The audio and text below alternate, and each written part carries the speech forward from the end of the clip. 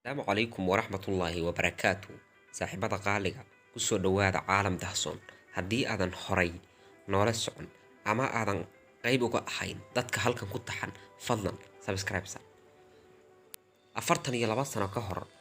Mareykanku wuxuu samada u diray dayax gacmeed la yiraahdo Voyager 1 kaasoo ilaa maanta samada ku maqan dayax gacmeedkan ayaa samada ka soo sawiray waxyaabo la yaab leh waxyaabaha uu soo sawiray waxaa ka mid ahaa dhulal ama meerayaal kale iyo waliba dayaxyo aan horay loo arag marka hore ujeedada loo diray dayax gacmeedkan ayaa ahayd in wax badan laga ogaado meerayaasha dahsoon iyo dayaxyada aynu arag ee samada ku yaal dayax gacmeedkan waxaa lagu aadiyay meerayaasha Jupiter iyo Saturn laba usbuuc kadib wuxuu dayax gacmeedkii soo diray sawirkan waa dhulka aynu ku noolnahay iyo dayaxeena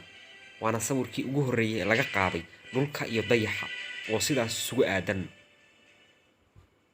marka uu dayax gacmeedkii sawirka qaaday wuxuu dhulka u jiray 7 milyan oo mayl waa isaga oo samaawaadka maraya horena u sii socda hal sano iyo bar kadib wuxuu soo diray 1900 oo sawir oo cajiib ah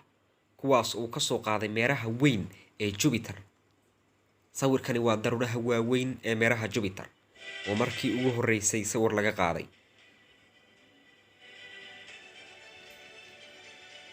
sawirkani waa the great red spot waa wareegyada cascas ee hanqarka ama stormka ah ee uu caanka ku yahay meeraha Jupiter sidoo kale durba sawirkan ayuu soo diray waa wareegyada loo yaqaan ring system ama fargalka meeraha Jupiter intaas markuu sawiray ayuu haddana soo sawiray sawirkii ugu cajiibsanaa waa dayax volcanic ah oo loo yaqaan Io waa dayaxa meeraha Jupiter sida dhulku uu u leeyahay dayax ayuu meerahani u leeyahay dayaxyo waliba ilaa 79 dayax ayuu leeyahay kuwaas oo ilaa imika la og yahay waxaana laga yaabaa in dayaxyo kale ay u qarsoon yihiin meeraha Jupiter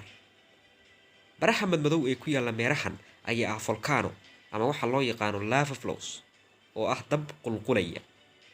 intaas kuma ekaana wuxuu soo sawiray dayax kale oo Jupiter leeyahay kaasoo la dhaho Ganymede wuxuuna markii ugu horeysay sawir ka qaaday dushiisa isaga oo sawiray buurihiisa yaryar fiilooyinkiisa iyo waliba godadkiisa rifan ee craterska loo yaqaan taasoo runtii arrin cajiib noqotay maadaama ay noqotay sawiradii ugu horeeyay ee laga qaado bila kadib wuxuu sawir kale ka soo qaaday meeraha aad moodo inuu fargal ku dhex jiro ee loo yaqaan Saturn wuxuu sawiray daruuraha madowga iyo cadaanka isugu jira ee meerahan durba wuxuu kaamirada la helay dayaxa meeraha Saturn loo yaqaan Titan kaasoo saynisyahanadu u malaynayaan in dushiisa ay ku yaalaan xeebo balse xeebaha dhulkan oo kale maahan ee xeebaha dayaxaas ku yaala waxay ka kooban yihiin dareerayaasha kala ah Eden iyo Leiden oo aan biyo ahayn balse ah dareerayaal xeeb oo kaleeto ah 2004 ayaa la ogaaday in Titan uu leeyahay bad aan biyo ahayn balse ka kooban dareerayaasha kala ah methane iyo ethane 8 saac kadib wuxuu sawir ka qaaday fargalka meerahan wareegyadani waxay u egyihiin fargal ayaa ka kooban walxo gaaraya trillions oo baraflamood ah 3 dayax oo samada ku duugan ayuu dayax gacmeedkani soo sawiray kuwaasoo aan horay bini aadamku u aqoon 1990 ayuu soo diray sawirkii ugu cajiibsanaa kadib markii uu soo sawiray hilay meerayaal ah oo dhulkeenu ku jiray sida aad u jeedid waa meerayaasha kale ah Jupiter Earth oo ah dhulka aynu hadda ku noolnahay Venus Saturn Uranus iyo Neptune waana silsiladii sawir ee ugu horeysay laga qaado meel ka baxsan dhulkeena cajiib 1990 ay sawir kale oo cajiib soo qaaday sawirkan waa dhulkeena bal eeg inta uu leeyahay dhulkeen aynu ku noolnahay intaas ayuu leeyahay waa bartay aadka u cad ee sida yar u muuqata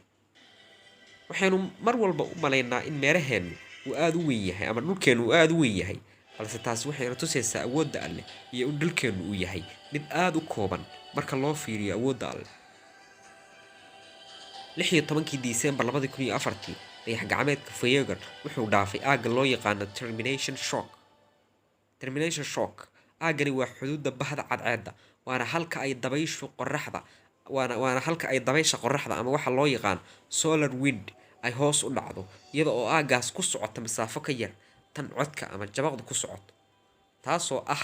aaga uu Voyager 1 gelayo waxaa la yiraahdaa aaga interstellar waa aag ka baxsan nidaamka baxda cadceedda aadna uga fog Voyager 1 wuxuu noqday wixii ugu horreeyay ee bini aadan sameeyo ee ka gala aaga interstellar 2012